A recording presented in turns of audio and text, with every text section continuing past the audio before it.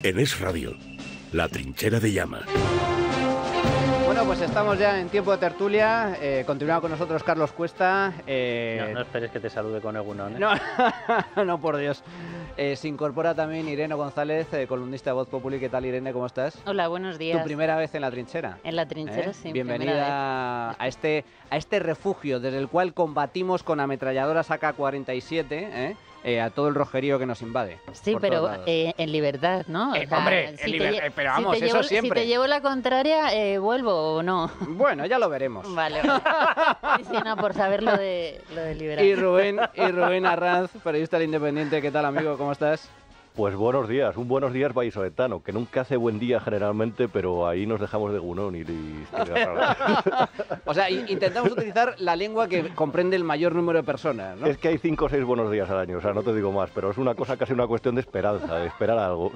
Sobre todo que se suele utilizar la lengua que efectivamente se habla, no la que te inventas. Exacto. Una práctica habitual. Esto es algo muy importante. Bueno, señores, vamos a empezar por tema internacional, porque hoy hay elecciones en Francia, segunda vuelta de las legislativas. Hay que recordar, Emmanuel Macron se pegó el castañazo en las europeas y, oye, desde luego en un gesto que para mí es loable, pues adelantó elecciones legislativas y dijo, oye, aquí me han pegado un bofetón, pues nada, vamos a elecciones y a ver qué es lo que pasa.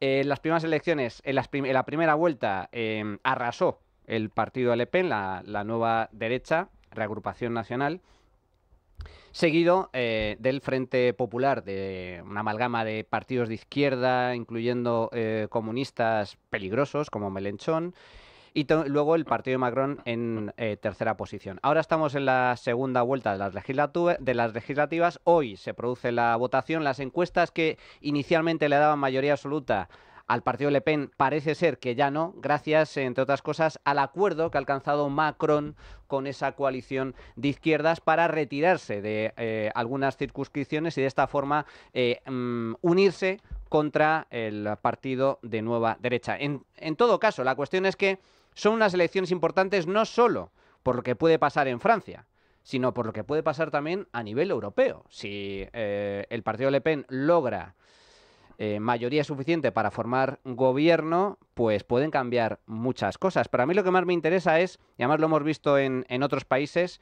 el por qué este tipo de partidos, de formaciones que hace apenas unos años eran marginales o tenían un apoyo bastante reducido, ahora se convierten en opciones bastante mayoritarias. Irene. Bueno, con Francia por fin, ¿no? Marine Le Pen tiene opciones de llegar a la presidencia después de bueno, ella no son las presidenciales, pero estas legislativas que la segunda vuelta, que es este domingo, pues anuncian desde luego un cambio importante en Francia. Lo que está pasando es lo que, bueno, ha venido pasando estos últimos años en Francia, que lo peor de la política, que es la izquierda radical, que es lo que se mantiene, porque Macron no tiene partido político, es el niño de los Rothschild que le pusieron allí en la presidencia, bueno, para que llegase a la presidencia de Francia, y él ha hecho un apoyo explícito a partidos pro-islam en Francia y partidos de izquierda radical. Entonces, en estas legislativas es muy importante que se hagan con lo que es la Asamblea Nacional, que Macron va a tener 2 años complicados, más si cabe, de gobierno, y el mensaje que han lanzado es que no va a ser pacífico. El mensaje lanzado por supuesto por la izquierda y los moderados de centro del macronismo, es un aviso a que si vais a votar a un partido de nueva derecha, un partido patriótico, no va a haber paz en las calles. Y es lo que ya están anunciando, es la democracia que tenemos, ¿no? Con la izquierda, con el centrismo moderado de Macron. Es una amenaza a la democracia y es una amenaza a los ciudadanos que no pueden votar lo que ellos quieran mejor para sus barrios islamizados. Bueno, esto es cierto que la extrema izquierda en Francia ha amenazado con que si gana el partido de Le Pen, que van a incendiar las calles. De hecho, ya hubo manifestaciones en la primera vuelta. Esto es algo muy típico. Se habla mucho de fascismo, de la ultraderecha y tal, pero aquí los únicos que no respetan los resultados electorales y que además utilizan la violencia son precisamente los partidos de izquierda. En todo caso, lo que sí es cierto es que algo se está produciendo en Francia por lo cual explica el desplome de Macron y el auge de este tipo de partidos, como el partido de Le Pen, que yo no coincido en muchísimas cosas, pero al menos pone el acento en un problema que sí existe en Francia, que es el de la inseguridad y el de la falta de integración de algunos colectivos, Rubén. Bueno, desde luego, desde que los bolcheviques perdieron las primeras elecciones, siempre han intentado boicotear los resultados electorales. De hecho, de ahí llegó una guerra civil, formaron milicias y saqueaban a los campesinos, que se supone que eran los que defendían. No se me ocurre una mejor comparativa para definir lo que hace muchas veces la izquierda. Pablo Iglesias aquí, después de unas elecciones andaluzas, declaró la alerta antifascista. En cualquier caso, preguntabas, Manuel, por qué este auge del no sé cómo llamarlo, el populismo patriótico en Europa, o como lo queráis llamar.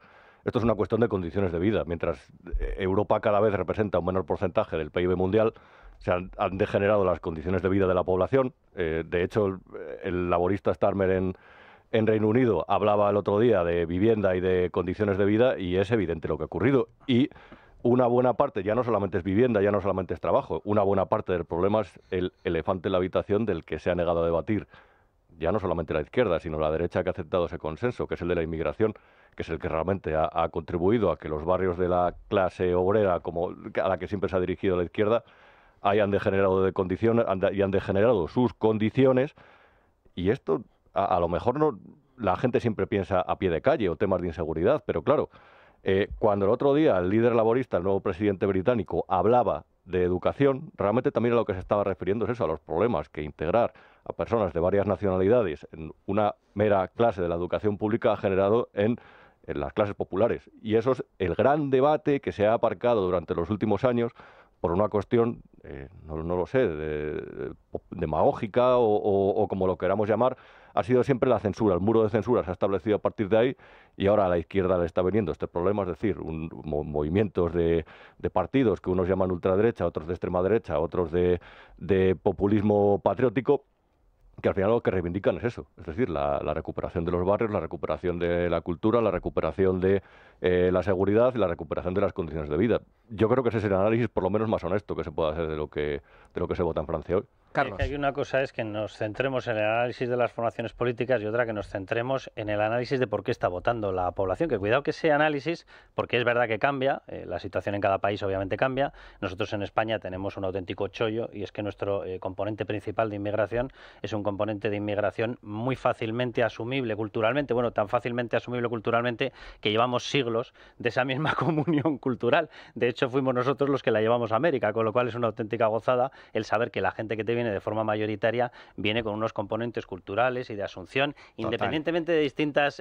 individualidades, obviamente, como las tiene cualquier persona, que para algo somos individuos, pero tiene un componente clave, un componente base de asunción de derechos y libertades absolutamente idéntico. Y eso a nosotros la verdad que nos sitúa en una posición muy distinta de lo que le está pasando a Francia, o cuidado, de lo que ha pasado también en Italia, que tienen evidentemente en conexión por el Mediterráneo una entrada de un componente de inmigración islámica que es mucho más difícil de asumir, obviamente, que lo que puede ser la hispanoamericana.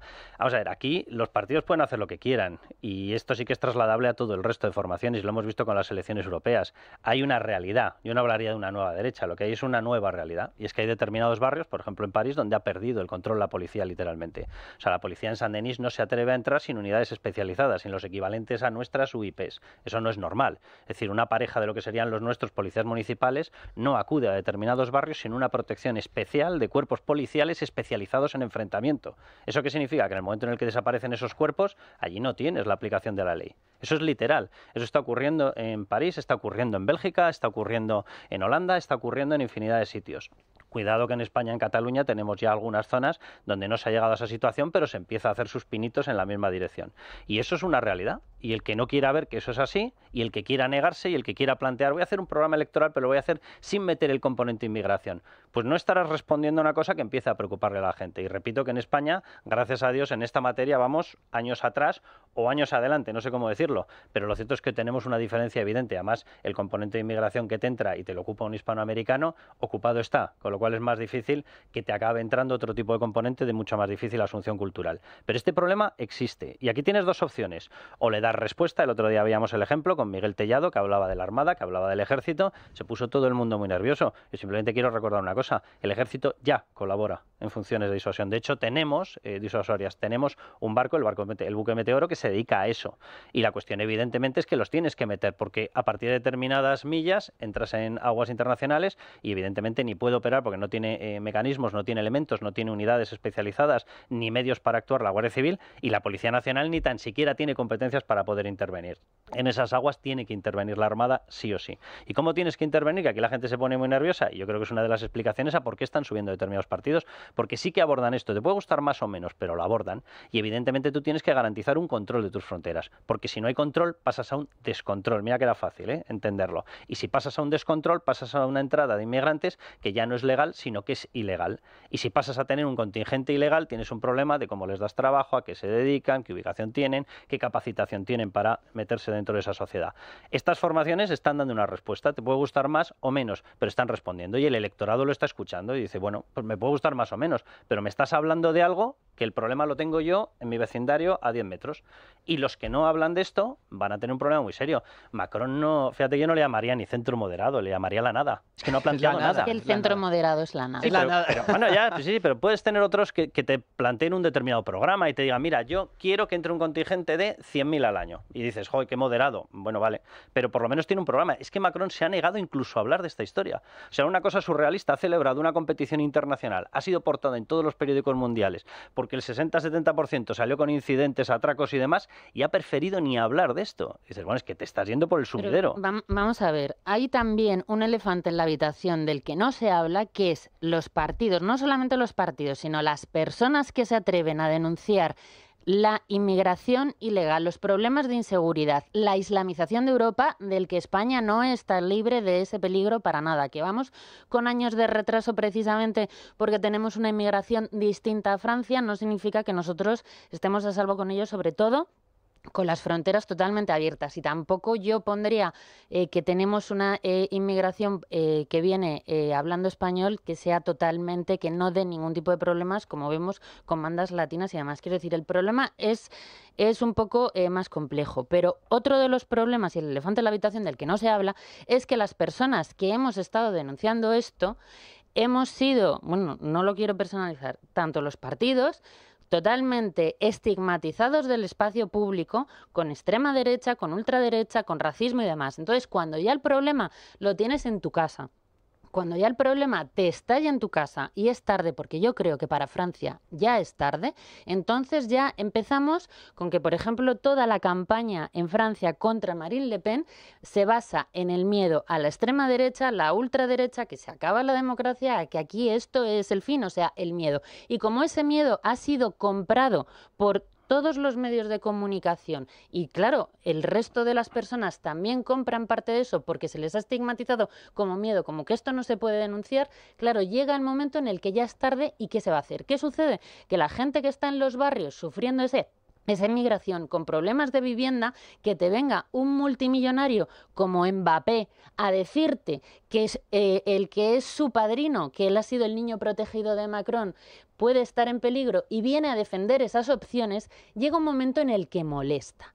Molesta, porque tú estás en el barrio con problemas de trabajo, porque también esta inmigración que hace que la mano de obra sea más barata, también hace un desplome también en las condiciones de vida de la gente que no está precisamente en el sector más de alta cualificación del mercado de trabajo. Entonces tú tienes problemas de vivienda, de trabajo, de seguridad, de educación que cada vez está más depauperizada, y entonces te vienen a decir unos pijos que viven en urbanizaciones privadas que tú eres un fascista de ultraderecha. Y este discurso es que no es nuevo, ha sido comprado durante muchos años por todo el mundo. Ha sido comprado a lo mejor a nivel mediático y a nivel político, pero lo cierto es que sí se está produciendo un apoyo creciente por parte de la población que sufre este tipo de consecuencias hacia partidos que al menos ponen el problema encima de la mesa, porque lo que hasta ahora sucedía es que algunos partidos, como bien comentaba Carlos, ese problema no existía. No, aquí corramos un tupido velo.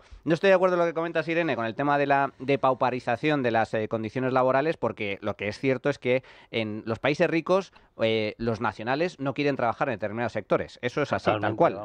No hay necesidad de trabajar, de ponerse a arar el campo, y precisamente por eso en muchos sectores, construcción, industria, comercio, etcétera, se necesita sí o sí inmigración. Pero eso no he dicho que no se necesite inmigración, pero las condiciones, por ejemplo, de esta inmigración que sí que se necesita, que dices, oye, de este sector los españoles no quieren trabajar, por ejemplo, en el campo. Es cierto que para las condiciones de trabajo se paga en algunas ocasiones de forma injusta y aprovechándose precisamente de los pobres inmigrantes, pagándoles menos. Eso es lo que precisamente estoy diciendo. ¿no? Estoy diciendo que en términos generales, ¿hay una inmigración que se necesita? Sí, la inmigración que viene a trabajar e integrarse. Esa es la que se necesita. El problema que hay con la inmigración, y se está viendo en algunas zonas de España, pero especialmente en Francia, es la falta de integración y luego la inseguridad. De hecho, comentabas, Irene, tema fútbol. En el caso, lo vimos todos en la final de la Champions. Lo que pasó en Saint-Denis, o sea, donde fue... Bueno, no había ni ley ni orden, o sea, fueron atracados directamente tanto los aficionados del Real Madrid como los de... Aquí hay una cuestión muy... Lo vimos porque se pusieron cámaras. Sí, el día que se retiran las cámaras no lo ves, pero el barrio es el mismo. Cuando no hay cámaras te llaman fascista. Eso es lo que denuncian precisamente los habitantes de esos barrios, que se les está negando un problema que ellos sufren cada día. Yo realmente, o sea, no lo oculto, soy defensor de la inmigración, pero como cualquier persona que viva en un barrio con inmigrantes, como es mi caso, ellos igual defienden la inmigración ordenada, porque va a ser realmente lo mejor para que prosperen sus condiciones de vida. Aquí hay una cuestión. Hace un tiempo recuerdo que hablaba con una persona que se llama Leo Bassi, que es un actor, no sé si le conocéis, un polemista, y me decía un concepto que era muy, muy llamativo. Comentaba, es que la neoizquierda, esta izquierda, realmente eso también lo dice Jorge Bestringe, pero bueno, de lo que dice Jorge Bestringe a lo que te puedes creer hay un trecho. Él lo que decía realmente es que hay una izquierda que ya no pisa la taberna, que ya no pisa los barrios y que es una izquierda, como decir, en pija. Y a partir de ahí es esa izquierda la que se ha empeñado en negar los problemas de los barrios. Y eso ha hecho que el discurso obrerista lo haya patrimonializado, esta derecha patriótica, derecha populista. Y a partir de ahí, claro, es la que ha empezado a hablar de inmigración, es la que ha empezado a hablar de condiciones de vida. No me hace gracia porque cuando se defiende a la clase trabajadora, a la gente de barrio normal, es una izquierda respetable, pero cuando lo hace a alguien patriótico es un populista, ¿sabes? Entonces me hace gracia ese tipo de lenguaje, ¿no? Es el que se dirige a las masas. No, para nada. ¿Sabes? Cuando, por ejemplo, cuando se empezó a usar el término populista con los dictadores de Hispanoamérica, ¿no? Con Chávez y demás, pues es gente que miente al pueblo y les dice que les va a dar una cacerola mientras les está vaciando los supermercados. Eso es ser populista. Lo que no puede ser ahora es que se tenga un concepto de la democracia que si defiendes lo que quieren los ciudadanos, en vez de lo que quieren unas élites que están en contra de los intereses de tu propio país, entonces tú seas un populista asqueroso, fascista, y que el que defiende unas élites intereses de terceros, ese sea un demócrata. Entonces, como el término ha ido mutando de significado, pues entonces, claro, ahora populista es el que realmente está defendiendo los intereses de los ciudadanos. Ese discurso y el demócrata. Ese discurso de las élites y de la cloaca, como se lo he escuchado tantas veces a Pablo Iglesias, no lo bueno, pues si Pablo Iglesias si da los buenos días, tampoco podemos dar los buenos días. O sea, son cosas también ciertas porque no se trata de Pablo Iglesias, estamos en el real.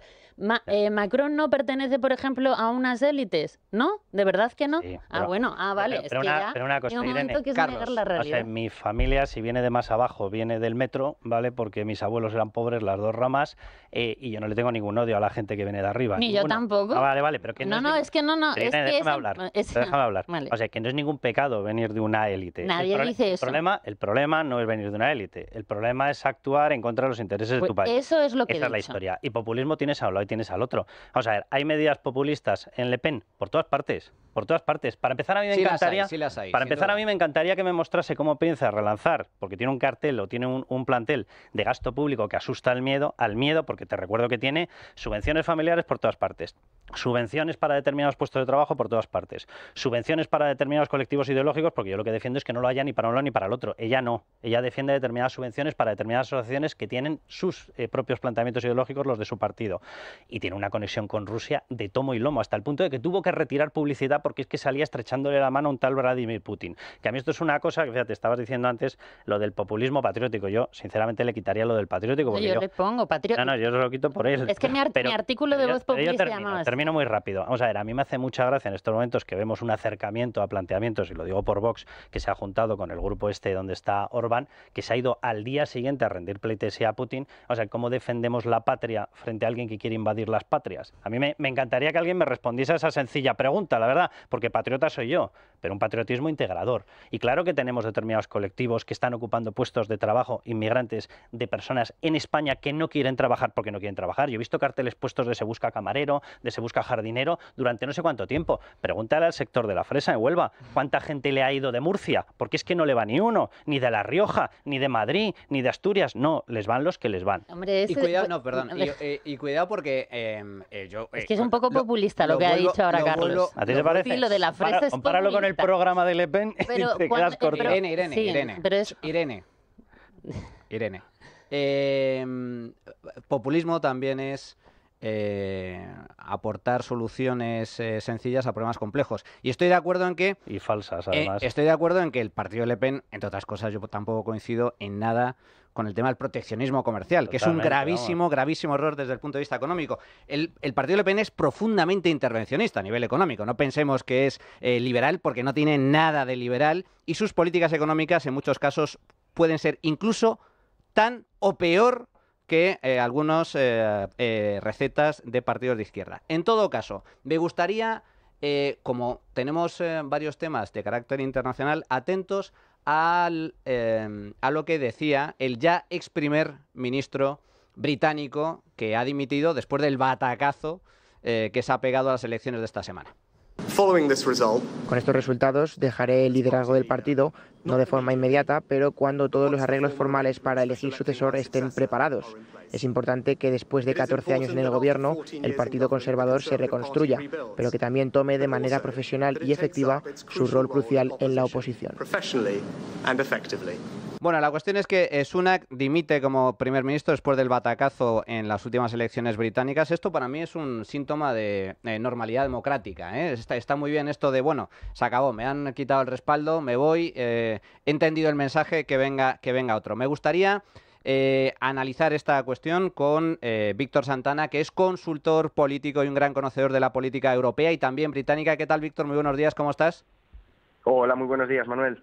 Bueno, ¿cuál es tu análisis sobre el resultado electoral que se ha producido en Reino Unido? Batacazo de los Tories, del Partido Conservador, histórico, además, después de 14 años en el gobierno, y victoria bastante sustancial del Partido Laborista. ¿Qué responde este vuelco en las elecciones británicas? Sí, aparte, el discurso que acabamos de escuchar del presidente saliendo es una copia del discurso que emitió Margaret Thatcher cuando perdió el gobierno, ¿no? Ahora le toca al partido que ha estado en el gobierno tantos años reconstruirse. Pero ¿qué podemos analizar? Bueno, el Partido Conservador ha caído 20 puntos, es el que ha perdido las elecciones, porque el Partido Laborista solo ha incrementado su apoyo popular en un 2%. ¿Qué pasa? Pues el sistema británico, si uno es capaz de mantener los números y los otros pierden por mayoría absoluta todo su apoyo electoral, pues va a favorecer que los que tengan más de 400 diputados sean unos, ¿no? Va a ser unos cuantos años por delante de camino de oposición para el Partido Conservador, y durante los próximos 4 o 5 años vamos a ver como la figura o la voz de la oposición, hasta que haya un líder sólido en el Partido Conservador, va a ser Nigel Farage.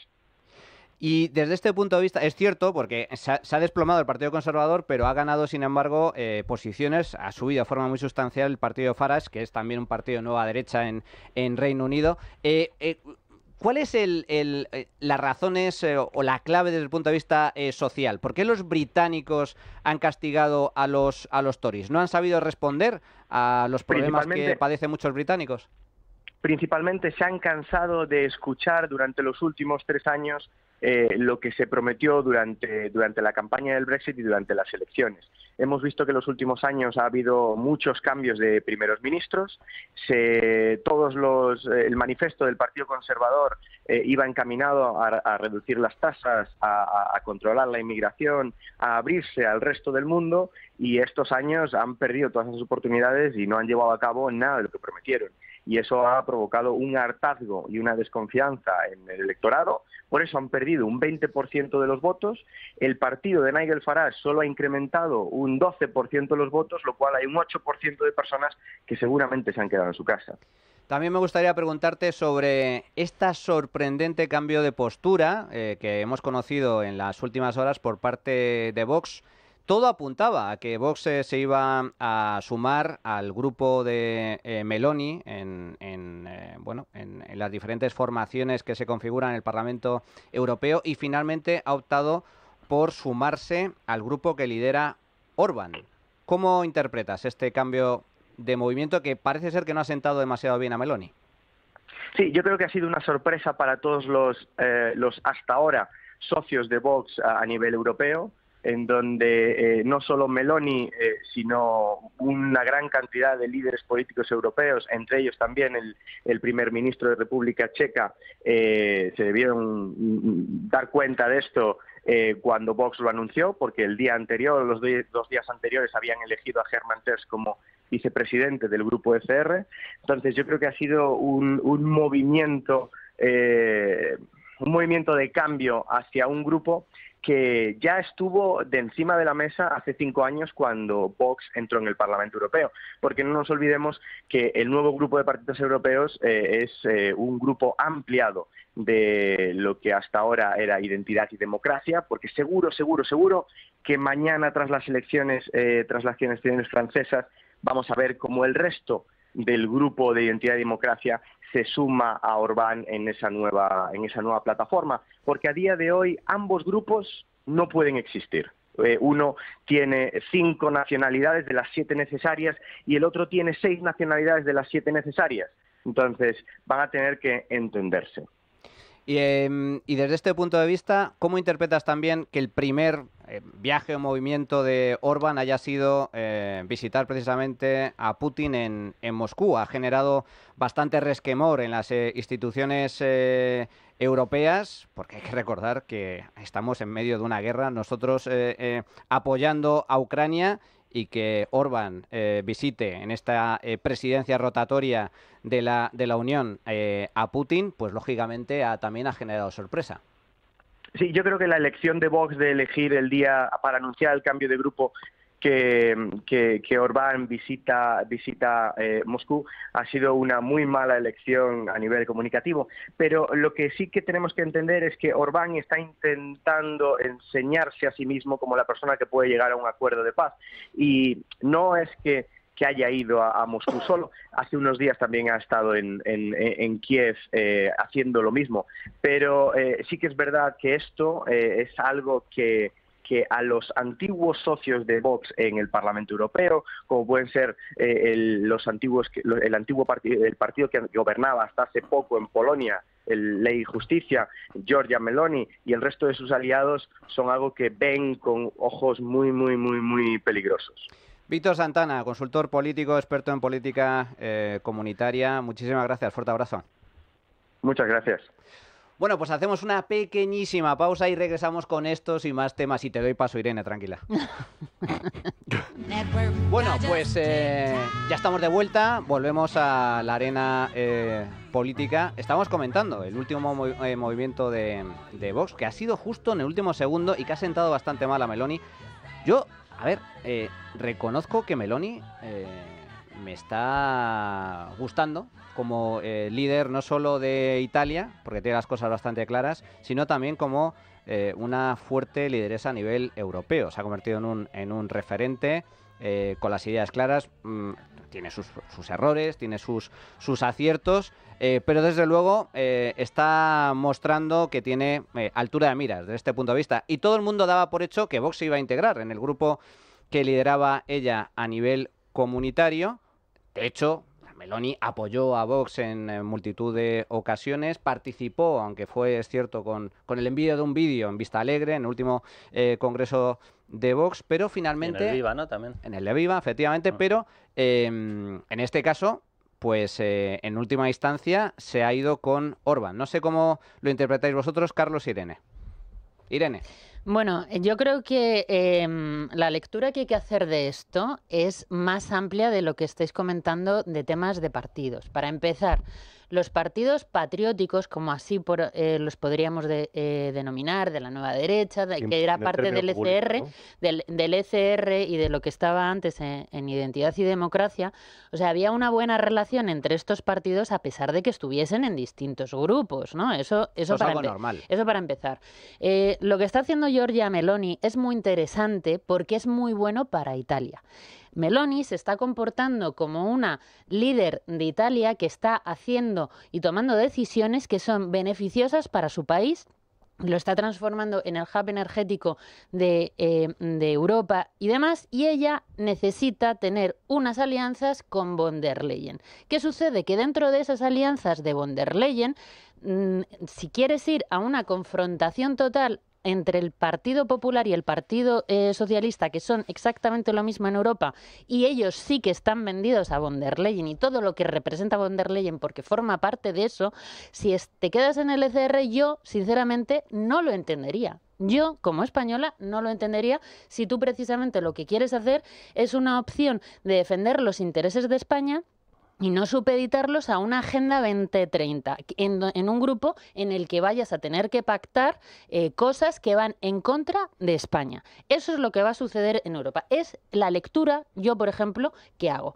Todas esas lecturas de que si te llevas mal con no sé quién, a mí como ciudadana española no me interesan. Lo que pasa entre los partidos, sé que no hay una mala relación, porque no la había antes, a pesar de que estuviesen en distintos grupos, tanto los de Identidad y Democracia, y después de las elecciones de Francia, como tú bien has dicho antes, esta semana vamos a ver anuncios de otros grupos que se van a incorporar y probablemente Le Pen se incorpore a este grupo también. Solo una cuestión para para todos aquellos que no lo sepan.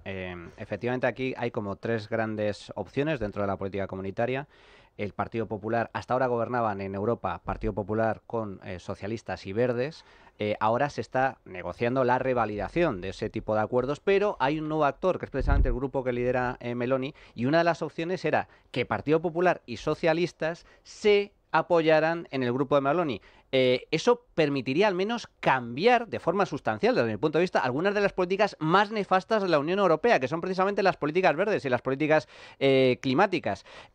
Pero me da la sensación de que se va a revalidar finalmente ese acuerdo PP, socialistas y verdes, y aquí la cuestión es que Vox, entre Meloni y el grupo de Orbán, ha optado por Orbán. Carlos, y luego Rubén. Lo cual le quita fuerza a Meloni y le quita fuerza al grupo que encabezaba Meloni. Ese es el Pero tema. es que hay que dar fuerza a España. Perdón, que me he Claro, colado. pues de eso se trata. Los turnos. Perdón, sí, perdón. O sea, yo el miedo que me produce todo lo que está ocurriendo es que parece que estamos todos viviendo a espaldas de una cosa que se llama Rusia. Que Rusia, el problema ya no solamente es que haya entrado en Ucrania, sino que está con movimientos dentro de España, porque a mí, evidentemente, como factor principal lo que me preocupa es España, con factores de desestabilización de nuestra democracia liberal. Absolutamente demostrado en un caso que se encargó el Partido Socialista de enterrar, que se llamaba caso Volca, que no solamente le paró los pies al juez Aguirre, sino que directamente destituyó al teniente coronel que estaba en la investigación, Daniel Baena, de la Guardia Civil, porque había encontrado evidencias de agentes rusos paseándose con granadas por Barcelona, 5 mandos del grupo paseándose por Cataluña, todos los correos de intercambio de informaciones, incluso de dinero, incluso que se había traído una caja con 3,4 millones, que se habían prometido incluso 300 millones de euros en bitcoins por parte de Rusia, a los partidos separatistas. Y lo extiendo porque es verdad que la principal punta de conexión era el partido de Carles Puigdemont, de Junts, pero es que Tatiana Zdáneka, que está demostrada ya como una espía que se coló en el Parlamento Europeo, con quien tenía fotografías y a quien respaldaba, era Abenega, quiero recordar esto, Abenega, y era Esquerra Republicana de Cataluña. De hecho, estuvo en infinidad de actos promoviendo el Junqueras Free, Freedom for Catalonia, Freedom por su tía, la del pueblo.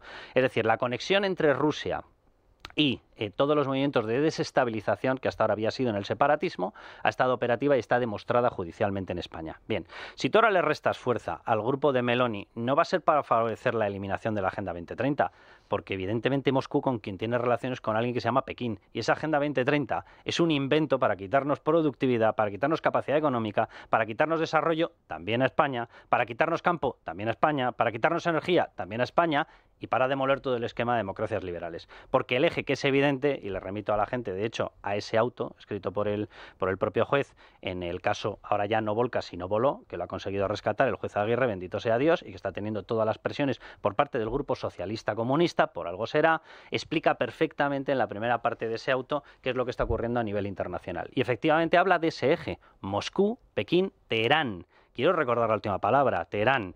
¿Vale? Lo digo porque hay otro país, una democracia que se llama Israel, que está recibiendo permanentemente ataques terroristas. Lo que está claro Entonces, es que... Si resulta que una parte del grupo que tendría que estar con Meloni se va al grupo de Orbán, que es el sumiso de Putin, tenemos un problema de tres pares de narices, porque quiere decir que en estos momentos Putin está intentando penetrar no solamente a través de los separatistas para desestabilizar. Pero eso es una cuestión, yo creo que hay que actualizar términos, es decir, Europa ya no es las potencias colonizadoras, es un territorio en disputa. Totalmente. Muy buen punto este. Entonces, totalmente. A partir de ahí débil, no eso es. Además es que se ve simplemente lo que decía antes, analizando la evolución del PIB mundial. A partir de ahí hay injerencias. Las injerencias son evidentes. Las injerencias en 2017 en Cataluña es que están demostradas realmente. Comentabas, Carlos, lo del emisario o la persona que se hizo pasar como que además era un exdiplomático ruso que llegó el día 26 de octubre de 2017 a Barcelona, le llevaron al Palacio de la Generalidad, se reunió con Puigdemont y con Oriol Soler y les prometió 500.000 millones de dólares y a cambio de que convirtieran Cataluña, de apoyo, 10.000 soldados, a cambio de que convirtieran también Cataluña en una especie de paraíso fiscal, la Suiza de las criptomonedas. ¿Por qué? Porque las utilizan para blanquear. Hay que tener en cuenta realmente también, hay que prescindir un poco de los esquemas ideológicos que tenemos. Es decir, esto no es una cuestión de que la Unión Soviética apoya el discurso anti-OTAN de Izquierda Unida. No, esto ha cambiado. Apoya ese eje, Pekín, Teherán, Moscú, apoya cualquier movimiento desestabilizador. Pablo Iglesias tenía un programa en la televisión iraní, que era Hispan Televisión. ¿Por qué? Porque les interesa que ese tipo de discursos se propaguen. ¿Y cuál es la consecuencia de ese tipo de discursos? Pues es la consecuencia del Brexit. Es decir, las promesas de la tierra prometida, de la Arcadia, es decir, solo vamos a ser más eficientes. Conclusión, hay menos mano de obra, falta oferta, tienen que subir salarios de forma desproporcionada, suben precios y de repente los británicos se dan cuenta 8 años después de que todo eso ha sido una completa estafa. Y es el gran peligro de esos movimientos. Y quien intenta desestabilizar, en este caso Rusia, lo sabe, lo promueve y al final lo que eso deriva es en candidatos y partidos populistas. ¿Por qué? Porque promueven las soluciones fáciles para problemas que son geopolíticamente muy complejos. Y dentro del ámbito populista, es un término bastante discutido y discutible, como diría aquel, hay populismo de izquierdas y populismo de derechas. Lo que es evidente es que Rusia es una amenaza para Europa, Rusia es una amenaza para la estabilidad democrática de Occidente, Rusia es una dictadura abyecta que lo que está haciendo es guerra asimétrica, que es la guerra contemporánea, no es enviar tropas contra Europa. Están combatiendo con Ucrania y están invadiendo Ucrania porque Ucrania no está bajo el paraguas de la OTAN ni está bajo el paraguas de la Unión Europea. Solamente una cuña, o sea, esto es tan obvio y tan evidente que Europa ya tiene creado el centro de Helsinki de lucha contra las guerras híbridas desde hace años y años, porque es obvio que el sistema de ataque no es una invasión con determinados tanques. Bueno, esto te lo pueden hacer en Ucrania, pero no van a saltar por encima de tu Europa para llegar a España. Los coroneles que cada noche en sus canales hablan de legítima lo de Crimea, hablan del Maidán y aquí les tenemos que casi les meten en el gobierno. Es que es un escándalo. La guerra asimétrica es mediante servicios de inteligencia, intentando influir mediáticamente, intentando influir en las elecciones, mediante el apoyo financiero a determinados partidos antisistema que pueden desestabilizar, a movimientos separatistas como el catalán. Cuidado. Rusia, y este es un dato muy importante, es aliado firme de China y es aliado firme de Irán. ¿Porque son amigos? No, porque tienen un enemigo común, que es Occidente. De La Habana. Claro, y entonces, y están influyendo de forma muy sustancial, y además lo están consiguiendo, ahí están venciendo esta particular guerra, en Hispanoamérica. Venezuela, Cuba, Ecuador y tantos otros países que han caído en las garras de la extrema izquierda, apoyados, entre otros, por Putin. Por lo tanto, a mí no me parece O sea, a mí me parece muy relevante y preocupante al mismo tiempo que, digamos que el principal apoyo que tiene Putin en Europa, que es Orbán, pues mira que hay países dentro de Europa y de Europa del Este que son anti-Putin total, como por ejemplo Polonia, pero Orbán, que es el principal aliado de Putin en Europa, pues resulta que ha conseguido, bueno, que en este caso ha sido Vox el que se ha sumado. Irene. Sí, a ver si puedo decir tanto de las cosas que habéis comentado. A ver, lo primero, en España hay injerencias extranjeras por desgracia, de cualquiera, porque somos ya el patio trasero de Europa, donde aquí Marruecos tiene muchas injerencias aquí en este país, también las tiene en el Parlamento Europeo. Quiero decir que sí, hay que hablar de estas cosas. En términos de geopolítica, decir que Orbán es comunista y que es pro-Putin y demás... Comunista nadie ha dicho. Bueno, que se dice y demás cosas, no es así. O sea, una persona que no quiere llevar a su país a una guerra mundial, que pueda ser nuclear, que se lo quiera pensar y demás, eso no te convierte en pro-Putin. Y a mí me gustaría, ¿sabes?, que hay afirmaciones como, por ejemplo, que tú dentro del Parlamento Europeo no quieras estar en un grupo que apoya a von der Leyen, que se te equipare con Teherán, Irán, no me parece del todo justo, acertado ni cercano a la realidad. Quiero decir, para ser justos con las cosas.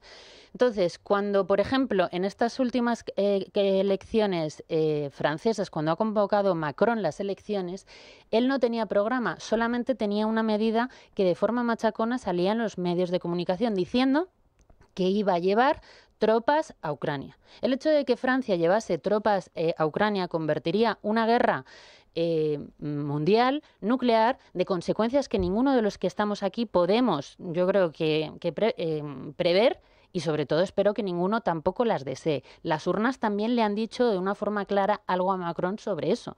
Entonces, aunque por supuesto es totalmente condenable el tema de Ucrania y el tema de Rusia, hay partidos también en este nuevo grupo de Orbán que no están a favor de Rusia. Y por último, Orbán también, hay una cosa que yo me pregunto, que dices, oye, los países de la Unión Europea, que la Unión Europea es una organización que se hizo para mantener la paz dentro de Europa, no sé por qué hay un fervor por meter a la gente en una guerra cuando la Unión Europea debería de ser una organización para mantener la paz y la prosperidad, que para eso se creó.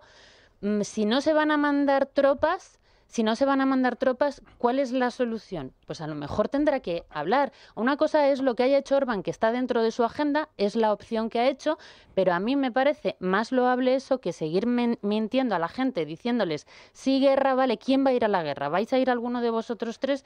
¿Va a ir? ¿Qué ejércitos? ¿Queréis de verdad una guerra? A lo mejor en edad ya no estamos. Pues entonces quieres que vayan los hijos de otro, Carlos. No, entonces, mira, por favor, déjame que termino con esto, porque como estáis todos diciendo. Entonces, a mí me gustaría que, por favor, no se mezclasen cosas que son también bastante peligrosas, que el hecho de que tú lo que quieras es no meter a tu país en una guerra que no sé en qué nos afecta de verdad. La guerra la por favor, Putin. déjame. ¿Puedo terminar? Pero que las rusas lo negaron hasta el día antes. Iban a poner un pie en Ucrania. Vale, habéis dicho. Irene, acaba. Una cosa es que un país como, por ejemplo, Hungría, que es vecino y que tiene relaciones comerciales con Rusia, a lo que son los intereses de su país, no quiera mandar a la gente a una guerra.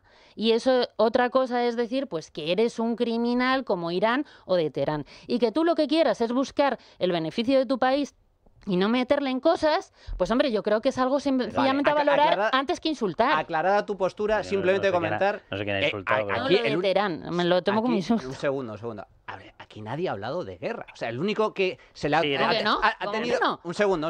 Irene, claro que ha hablado de guerra. No, tú has dicho, hay un trasfondo principal, el elefante en la habitación, que es la guerra con Rusia. O sea, veis, todo el planteamiento Irene, ha hablado de un elefante, pero... Aquí nadie ha hablado de guerra. Aquí el única potencia que ha iniciado una guerra absolutamente atroz es Rusia invadiendo un país extranjero. Y el único que me parece una cuestión absolutamente que está siendo además castigada a las urnas, Macron, lo de enviar tropas, o sea, eso ha sido una salida que solo defiende Macron, que no defiende nadie más en Europa. Aquí lo que se está apoyando es financieramente y con todo tipo de armamento a Ucrania. Y creo que se hace bien, Carlos. O sea, a mí me hace mucha gracia escuchar que el grupo Patriotas por Europa es tan patriota que no quiere defender su patria. Pero Esto ya hemos acabado. O sea, yo sinceramente, o sea, eres tan patriota que si te invaden lo mejor que puedes hacer es buscar una puertecita trasera para ir marchándote y vamos a buscar un entendimiento para que se queden parte de nuestro territorio. Porque claro, como somos ucranianos, somos de quinta división, entonces si entra el ruso vamos a permitirle que esté y vamos a buscar un punto de entendimiento, que es a lo que ha ido a negociar con Putin un señor llamado Orbán.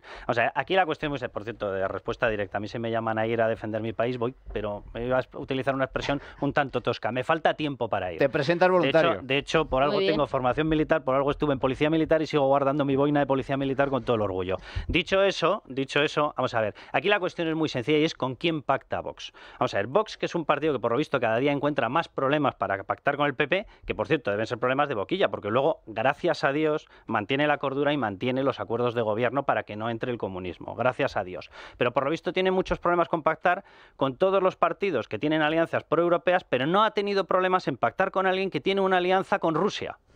Entonces, si te molesta el tema de Teherán, lo siento mucho. Le explicas a Orbán que Moscú, su eje oficial lo tiene con China y con Teherán, y que ese eje es el del Grupo de Puebla. Entonces, evidentemente tú no puedes ir al sur yendo al norte. Es imposible. Si vas hacia el norte, vas hacia estos señores. Si vas hacia el sur, vas hacia los otros. Bueno, pues tienes que elegir. Y si tú tienes un problema en estar en un grupo con Meloni, si tienes un problema en que Meloni pacte con von der Leyen, que a mí von der Leyen me parece un auténtico espanto, y tienes toda la razón en denunciar que el principal error que ha cometido el Partido Popular Europeo es entregarse en brazos de esta porquería enorme llamada Agenda 2030, pero la fórmula de solventarlo es irte hacia Moscú, que es el que tiene alianza con China, que es el que te está metiendo la Agenda 2030. Bueno, el eje con Teherán es una extraña estrategia. Un segundo, tenemos que hacer una pequeña pausa, tenemos que hacer la publicidad hay que respetarla siempre, Irene. Hacemos una pequeña pausa y regresamos, que la cosa está movidita. Bueno, estamos ya de vuelta en tiempo de tertulia política. Señores, cambio de tercio. Hay una ley de censura que está ahí a las puertas, que el presidente del gobierno quiere presentar en apenas unos días, concretamente el próximo 17 de julio. Que lo ha vendido como el plan de regeneración democrática, el plan de calidad democrática, y que yo lo llamo censura pura y dura. Le pretende cortar la financiación de publicidad institucional a los medios críticos, pretende reformar la ley relacionada con el honor y la rectificación, y se comenta la posibilidad de crear una comisión administrativa de expertos, entre comillas, es decir, gente próxima al gobierno, para decir lo que es verdad y lo que es mentira. Rubén, a mí esto me preocupa tremendamente. Yo creo que primero hay que explicarlo, y hay que empezar por un hecho bastante paranormal que ha pasado esta semana, que se registró en el periódico El Plural yo lo llamaba Las Angélicas el otro día, se enfadaban, pero es verdad que esta señora fue asesora con José Luis Rodríguez Zapatero y dirige un periódico que se inventó el caso de los 2 DNIs del juez Peinado. Además es curioso porque cuando el tiempo le iba quitando la razón, comentaba teorías como que, bueno, a lo mejor tiene 2 DNIs porque es un espía o un agente secreto. Es decir, esta es la credibilidad que tienen los medios que no lanzan bulos. Esto surge de un planteamiento, básicamente, y es, hay una parte de la prensa que miente, lanza bulos, que casualmente es toda la de la galaxia ultra, como dice Pedro Sánchez, mete a periódicos como El Confidencial en esa galaxia ultra, porque lo han dicho. Y luego hay una parte que son los medios de izquierda, que siempre además es minoritaria para ellos, que esos no mienten y por lo tanto contra ellos no hay que actuar. En tal caso, cuando mienten es porque se equivocan. Unos lanzan bulos para desestabilizar, los otros se equivocan. A partir de ahí, lo que ha ideado Pedro Sánchez, con gente de parte en esto, que gana dinero en este negocio, tanto en R2E como en Prisa, como su propia empresa. Gente como Contreras, José Miguel Contreras, evidentemente asesor en esto del gobierno, lo que se han inventado es una serie de medidas, una batería de medidas de las que nos han adelantado algunas cosas que llaman mucho la atención. La primera es que quiere poner topes a la publicidad institucional y la gente está mirando los pequeños periódicos, pero yo creo que esto va más hacia los grandes, que son los que más publicidad institucional reciben. Es decir, esto va a ser más caza mayor de lo que parece. Yo, desde luego, si fuera por mí, competimos sin publicidad institucional, perfecto, lo hacemos, ya está, la quitamos. Vamos a ver quién sobrevive. Lo que pasa es que esto va a servir, como han hecho en Cataluña durante décadas, para inflar a los suyos y para debilitar al resto. Y luego, a mí lo que me comentaba alguien del gobierno es que no van a retocar el Código Penal, pero sí que es verdad que van a modificar determinados tipos de derecho al honor, a la intimidad y a la propia imagen para clarificarlos. ¿En qué va a consistir? Si a mí me preguntan, en multas más elevadas. ¿Qué va a ocurrir con eso? Pues evidentemente el principal mal de esta profesión, y vosotros lo sabéis, que es incrementar la autocensura, porque va a haber editores que ante el riesgo de multas, ante el riesgo de una rectificación o ante el riesgo de que los marañas, como digo yo, conformen una especie de comité audiovisual mediático o mediático como el CAC en Cataluña, por supuesto, siempre independiente el CAC, es decir, independientemente depende de la dinámica. De la realidad, sí. Exactamente, sí. Y a partir de ahí, realmente lo que va a imponer muchas veces, cuando alguien tenga una información en contra del gobierno, le va a quemar en las manos, va a decir, pero bueno, ¿qué puede pasar con esta información? ¿Me va a juzgar este comité? ¿Me van a meter una multa más elevada? Si es que esto va mucho más allá de la publicidad institucional. Esto va de callar a los medios críticos. Y lo que más me sorprende de todo esto, que es un ataque contra la libertad de prensa evidente, que además es luego, como decía, se va a sustanciar el día 17 cuando lo proponga, es el silencio absoluto de las asociaciones profesionales. Y cuando callas en estos casos, te conviertes en un cómplice.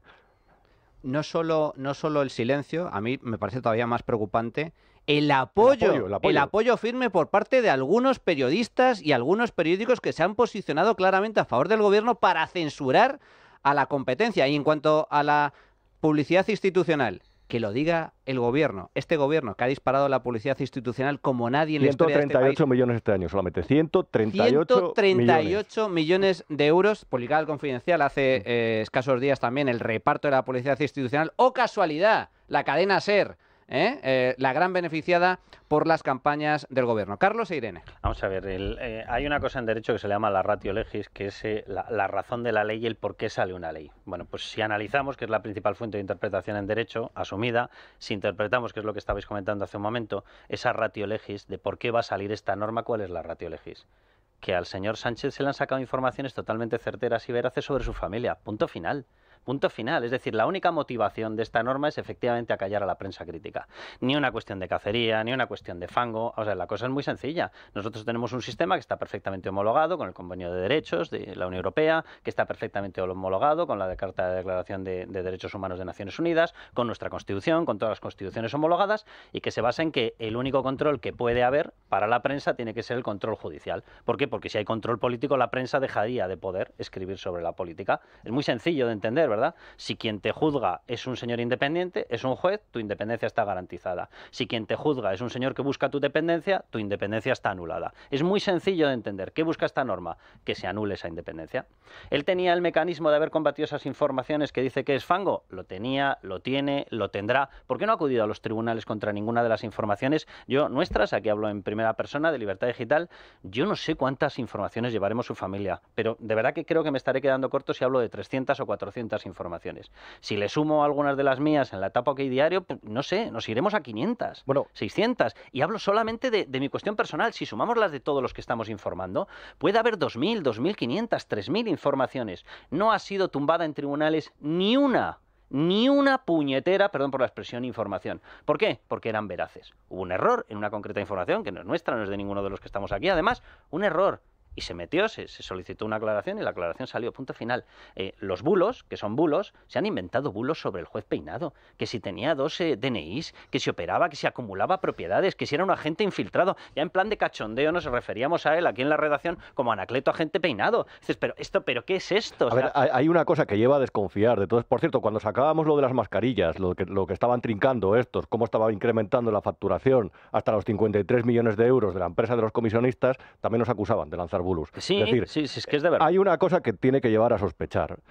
Y es que en el año 2025, agosto de 2025, obligatoriamente se tiene que poner en marcha en España, sin necesidad de hacer ningún trámite parlamentario previo, el Reglamento Europeo de Libertad de los Medios de Comunicación, por cierto, torpedeado por los populistas, los Rambos europeos, porque consideraban que eso podía ir en contra de la libertad de los medios cuando era lo contrario. Lo que iba a hacer es revelar la cantidad, por ejemplo, que dan estos populistas a sus medios públicos. Ahí te digo, si me permites, una pequeña cuña, que la redacción del reglamento podría haber sido mejorada, porque es verdad que le confiere a los gobiernos una capacidad de supervisión que dice, deja en paz, si el gobierno está lleno de políticos, tienen que ser jueces, pero bueno. Eso es cierto, pero no lleva a sospechar el mero hecho de que haya que aplicar este reglamento para el sector mediático y que un año antes Pedro Sánchez vaya a legislar al respecto, el gobierno vaya a legislar al respecto. Pero fijaos, ha puesto el acento en el tema de la financiación, te doy paso, Irene, pero por un lado, tenemos al gobierno que más ha aumentado los recursos y el presupuesto en materia de publicidad institucional para regar convenientemente a sus voceros. Bueno, solo hay que ver a dónde acude Pedro Sánchez. Pedro Sánchez no hace ruedas de prensa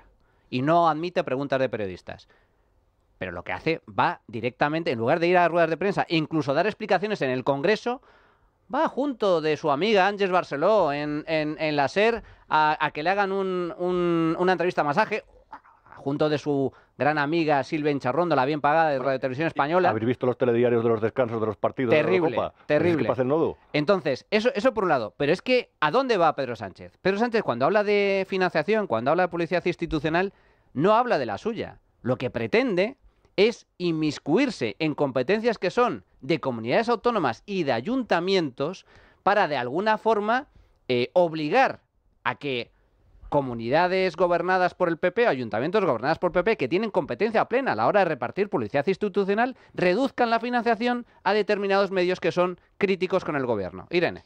Bueno, es que a estas alturas parece que aquí se juega. O sea, con Pedro Sánchez no estamos nosotros en una democracia. O sea, hace ya tiempo que el régimen del 78, la Constitución, no está en vigor.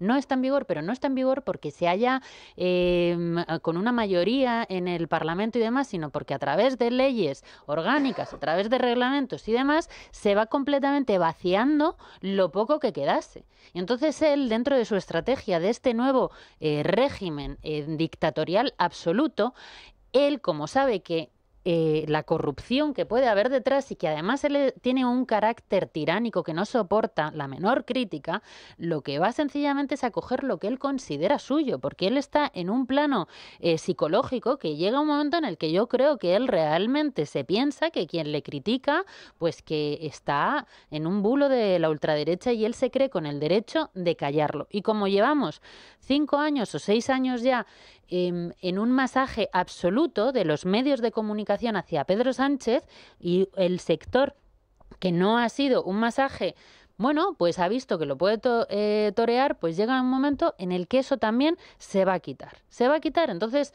se van a quedar las hinchaurrondos, las Ángeles Barceló, el tema de la publicidad institucional, aunque pueda haber una corrupción siempre detrás política, ¿no? De siempre a los tuyos les dan más y demás, ahora vamos a una finalización absoluta. Porque esto, ¿dónde vas a ir? ¿A qué tribunal vas a ir? ¿Al Constitucional? ¿A que te lo solucione? De verdad, no hay forma. O sea, hay que empezar a entender que por muchas críticas que se hagan a Pedro Sánchez, en definitiva, él tiene unas instituciones completamente tomadas, el Estado que es suyo, entonces ahora ya lo único que le queda es ir a multar a alguien de Twitter que diga algo o a alguien de un medio, entonces va a ir así, va a ser una persecución absoluta a los 4 que quedamos diciendo algo, pero todo lo demás, ¿dónde va a estar nuestra defensa? La defensa no está en esas asociaciones de prensa que desde luego siempre han estado del lado. Están calladas, pero calladitas. Vamos a ver, es que los medios de comunicación son una dirección general del gobierno. Es que ni siquiera tienen rango ya de ministerio, son una dirección general. Entonces él lo que va es sencillamente a dar un paso más. Y como no pasa nada en este país, no hay ninguna revuelta, que es lo que debería de haber contra lo que está haciendo este presidente del gobierno, la censura, las multas irán y no pasará absolutamente nada, porque cuando te quieras ir a unos tribunales a decir que se te está vulnerando el derecho de libertad de prensa, el derecho de información, ¿qué van a hacer el Tribunal Constitucional? Nada. Entonces, la situación es mucho más peligrosa que la de tener un presidente del gobierno que está haciendo una cacicada dictatorial contra la libertad. Ver, es que va mucho más. Lo primero es que su discurso se cae por su propio peso, porque todas las semanas hay sentencias condenatorias a medios de comunicación por diferentes cosas. Hay un ejemplo muy evidente. Un medio de comunicación publicó unos audios de Florentino Pérez, que era de conversaciones privadas. El juzgado, de hecho fue el Tribunal Superior de Justicia, estimó que esas conversaciones no tenían interés público y le condenó. Es decir, hay garantías, es un sistema garantista, es un sistema con una jurisprudencia cada vez más afinada, porque así ha sucedido con el paso de los años, que hace que si te vulneran tu derecho a la intimidad y al honor, tú puedas demandar, y si tienes la razón, te la dan. Más allá de todo eso, yo quiero... habría que prestar atención a a la exposición de motivos, es decir, a cómo nos va a vender esta ley. Yo quiero recordar que en el año 2007 la famosa ley Resorte de Venezuela lo que hablaba es de democratizar el sector de los medios de comunicación y de incrementar la pluralidad. Pues bien, al año siguiente ya estaban cerrando medios de comunicación. A partir de ahí, es evidente que esta medida tiene un alcance censor y es evidente que a las empresas periodísticas tradicionales, que ahora mismo, las pocas, es cierto, que están plantando cara a este tipo de acciones del gobierno de Pedro Sánchez, les va a perjudicar. Pero es que es imposible poner puertas al campo actualmente. Es decir, los mensajes van a vectorizarse, los mensajes se van a transmitir, porque en la sociedad digital se van a transmitir de una u otra forma. Porque esa fue la primera medida, le ponga un impuestazo a los influencers, que realmente también fue un intento de acallar o de restar fuerzas a algunos de los que eran críticos, o no lo haga. Intente perjudicar a empresas periodísticas o no. Es decir, mientras haya información y mientras haya afán de contar las cosas, es que yo creo que es más difícil que nunca poner coto a esto. Pero... Sí, por eso creo que solamente persigue la autocensura, que es la clave. Y es el principal problema de los periodistas siempre. O censura. O la censura. O censura directamente. Hay una cosa, también con esto que estabas comentando, no solamente es que estén buscando la autocensura, sino que la información donde vaya a salir o la crítica en algún medio, en Internet o en Twitter o ya, que sea considerado, no, es marginal, es conspiranoico, este es un loco que está diciendo esas cosas, no tiene la respetabilidad de una institución corrupta como la que nosotros estamos ostentando desde el gobierno. Entonces, van en primer lugar a la autocensura y el que no se autocensure le llevan a la marginalidad para que pierda credibilidad delante de todos. Y en España ya hay, porque con muchas informaciones necesitas cambiarte de VPN para poder acceder a ellas. Y bueno, ya eres un desequilibrado. Fijaos, a mí lo que más me preocupa, o sea, es preocupante todo. El ataque a la prensa libre, el intento de cortar publicidad institucional, porque yo estoy de acuerdo contigo, Rubén. Juguemos todos con las mismas reglas de juego. Fuera publicidad institucional, pero todos, empezando por el gobierno. Y a ver quién sobrevive. Lo veríamos. Pues los digitales pequeños eran los que más iban a sobrevivir más fácilmente. Curiosa, claro. Efectivamente. Y luego, en segundo, bueno, y por supuesto los medios públicos. Esto de, no, los medios de comunicación públicos, Radio Televisión Española, hay que dinamitarla, hay que cerrarla y venderla en cachitos. Cachitos para todos los españoles. Una cosa, el otro día publicaba en Independiente una información de que en el último año y medio los sindicatos de RTV han trincado 500.000 euros en dietas. Han cobrado 500.000 euros en dietas. No está mal. Y ya para terminar, y te doy paso, Carlos, a mí lo que me parece ya un insulto no solo a los periodistas y a la prensa de este país, sino a todos los españoles.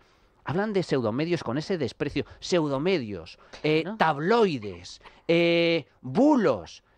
Hablan, acordaos, esta misma semana, de denuncias que se presentan en los tribunales contra Begoña Gómez, que son recortes de periódico. Oiga, son informaciones publicadas por medios de comunicación, que para eso están los medios de comunicación, para destapar informaciones relevantes para la opinión pública. El que no lo quiera ver, pues que se tape bien los ojos y meta la cabeza debajo de la arena. Pero es evidente cuál es el plan de Pedro Sánchez. El plan de Pedro Sánchez es un plan totalitario. ¿Él quiere que una fiscalía actúe de forma independiente? No, quiere que la fiscalía se convierta en el segundo o primer abogado de su mujer. Y lo está haciendo.